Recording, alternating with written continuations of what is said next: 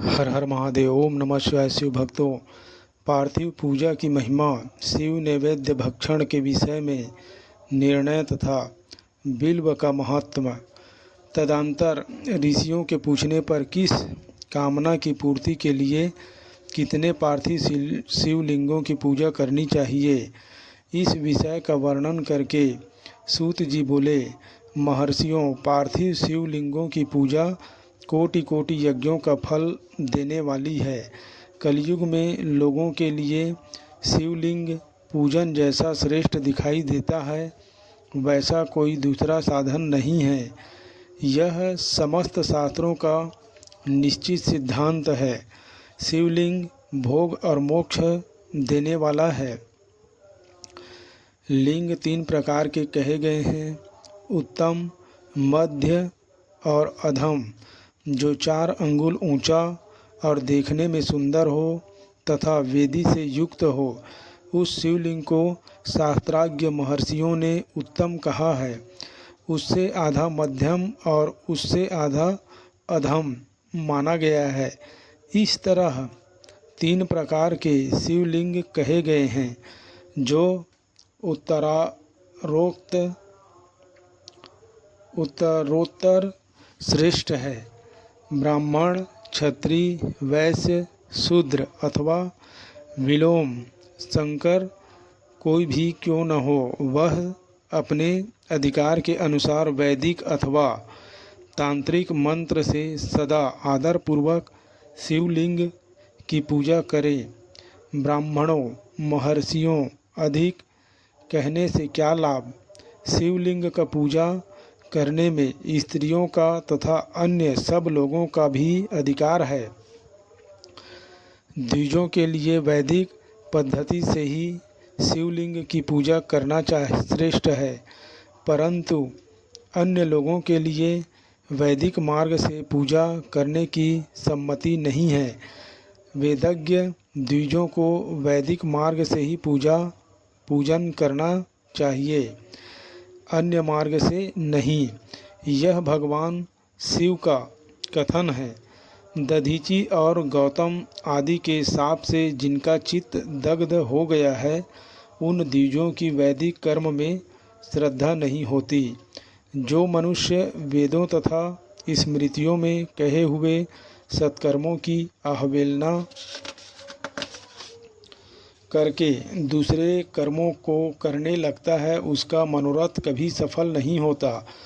इस प्रकार विधिपूर्वक भगवान शंकर का नैवेद्यांत पूजन करके उनकी त्रिभुवनमयी 8 मूर्तियों का भी वहीं पूजन करे। पृथ्वी, जल, अग्नि, वायु, आकाश, सूर्य, चंद्रमा तथा यजमान, ये भगवान शंकर की 8 मूर्तियाँ कही गई है। इन मूर्तियों के साथ साथ सर्वभव, रुद्र, उग्र, भीम, ईश्वर, महादेव तथा पशुपति, इन नामों की भी अर्चना करे।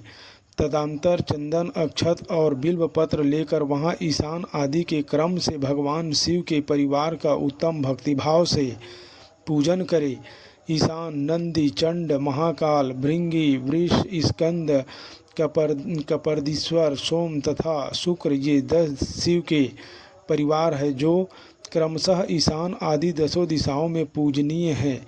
तत्पश्चात भगवान शिव के समक्ष वीरभद्र का और पीछे कार्तिक मुख का पूजन करके विधिपूर्वक 11 रुद्रों की पूजा करे। इसके बाद रुद्र पंचाक्षर मंत्र का जप करके रुद्री स्रोत का, नाना प्रकार की स्तुतियों का तथा शिव पंचांग का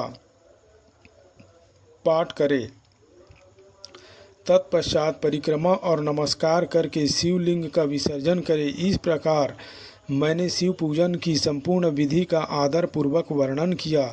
रात्रि में देव कार्य को सदा उत्तराभिमुख होकर ही करना चाहिए। इसी प्रकार शिव पूजन भी पवित्र भाव से सदा उत्तराभिमुख होकर ही करना उचित है। जहाँ शिवलिंग स्थापित हो, उससे पूर्व दिशा का आश्रय लेकर नहीं बैठना या खड़ा होना चाहिए, क्योंकि वह दिशा भगवान शिव के आगे या सामने पड़ती है।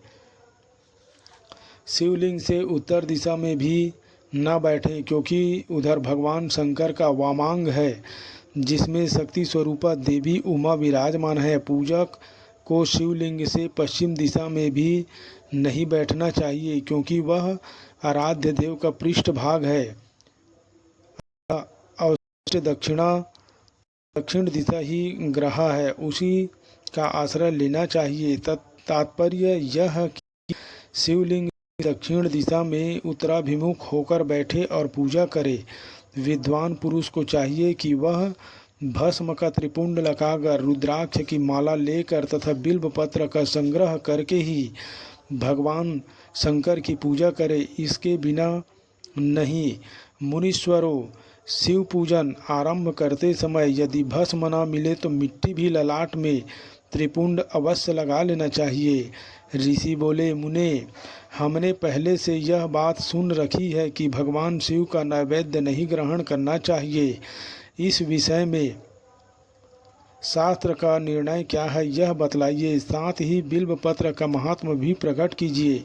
सूत जी ने कहा, मुनियों, आप शिव संबंधी व्रत का पालन करने वाले हैं, अतः आप सबको सतत धन्यवाद है। मैं प्रसन्नतापूर्वक सब कुछ बताता हूँ, आप सावधान होकर सुने।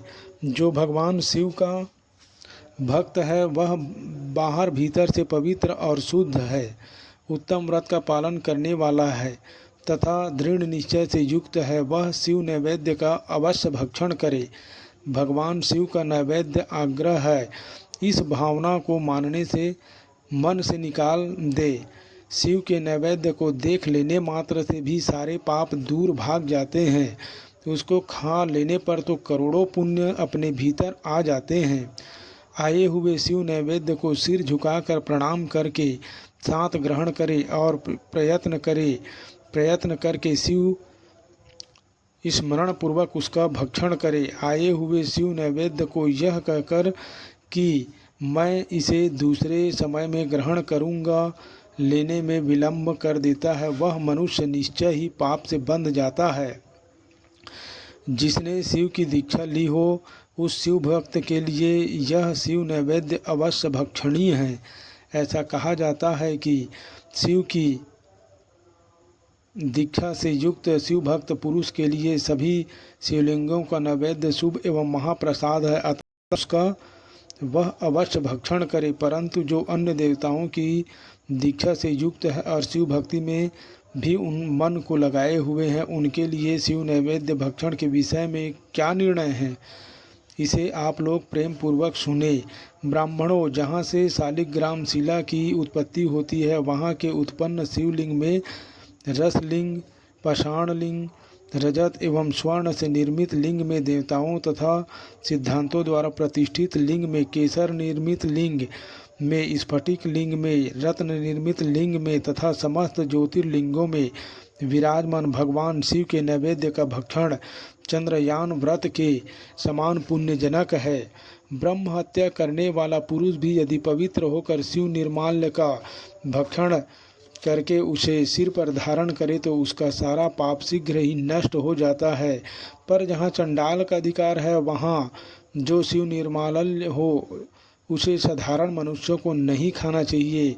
जहाँ चंडक का अधिकार नहीं है, वहाँ के शिव निर्माल्य का सभी को भक्तिपूर्वक भोजन करना चाहिए।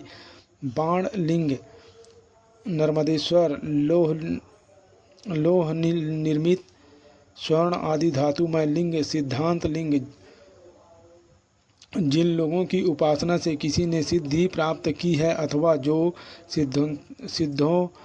सिद्धों द्वारा स्थापित वे लिंग, स्वयंभू लिंग, इन सब लिंगों में तथा शिव की प्रतिमाओं में चांडक का अधिकार नहीं है। जो मनुष्य शिवलिंग को विधिपूर्वक स्नान कराकर उस लिंग के जल को 3 बार आचमन करता है, उसके कायिक, वाचिक और मानसिक तीनों प्रकार के पाप यहाँ शीघ्र नष्ट हो जाते हैं। जो शिव नैवेद्य पत्र, पुष्प, फल और जल आग्रह है, वह सब भी शालिग्राम शिला के स्पर्श से पवित्र ग्रहण के योग्य हो जाता है। मुनीश्वरों, शिवलिंग के ऊपर चढ़ा हुआ जो द्रव्य है वह आग्रह है। जो वस्तु शिवलिंग स्पर्श से रहित है, अर्थात जिस वस्तु को अलग रख कर शिव जी को निवेदित किया जाता है, लिंग के ऊपर चढ़ाया नहीं जाता है, उसे अत्यंत पवित्र जानना चाहिए। मुनीश्वरों, इस प्रकार नैवेद्य के विषय में शास्त्र का निर्णय बताया गया।